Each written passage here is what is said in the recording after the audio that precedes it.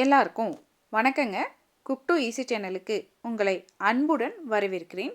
இந்த வரலட்சுமி விரதத்தை முன்னிட்டு நம்ம பிரசாதம் ரெசிபிஸ் பார்த்துட்ருக்கோங்க.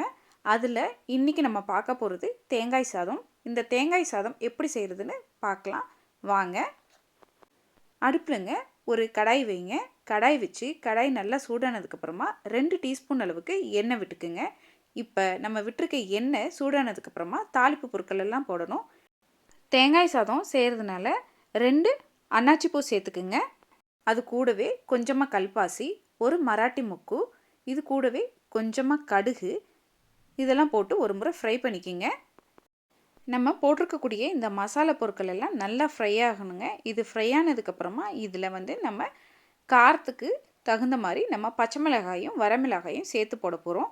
இங்கே 3 பச்சை மிளகாயை கீறி வச்சுருக்கேன். அது போல் 3 வரமிளகாயை கிள்ளி வச்சுருக்கேன். இது கூடவே கொஞ்சமாக கருவேப்பிலை, இது எல்லாத்தையும் எண்ணெயில் போட்டு நல்லா ஒரு முறை ஃப்ரை பண்ணிக்கிங்க. இப்போ இது மாதிரி ஃப்ரை பண்ணதுக்கப்புறமா 1 கப் அளவுக்கு தேங்காயை துருவி எடுத்து வச்சுருக்கேங்க. இந்த தேங்காயையும் இந்த தாளிப்புலேயே போட்டு நல்லா ஃப்ரை பண்ணிக்க போகிறோம். நம்ம கண்டிப்பாக அன்னாச்சி பூவும் மராட்டி முக்கு கல்பாசி இது 3 சேர்த்தா தான் நமக்கு தேங்காய் சாதத்துக்கு நல்ல ஃப்ளேவர் கிடைக்குங்க.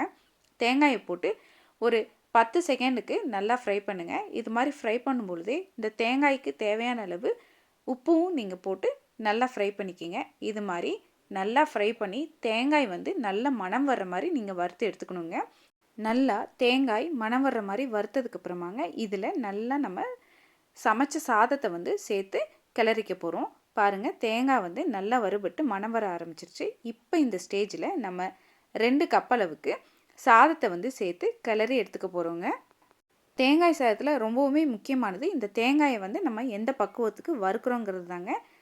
நல்லா வறுத்ததுக்கப்புறமாங்க 2 கப் அளவுக்கு சமைச்ச சாதத்தை இந்த தேங்காய் வறுவலோடு சேர்த்துங்க நல்லா கிளறிக்க போகிறோம்.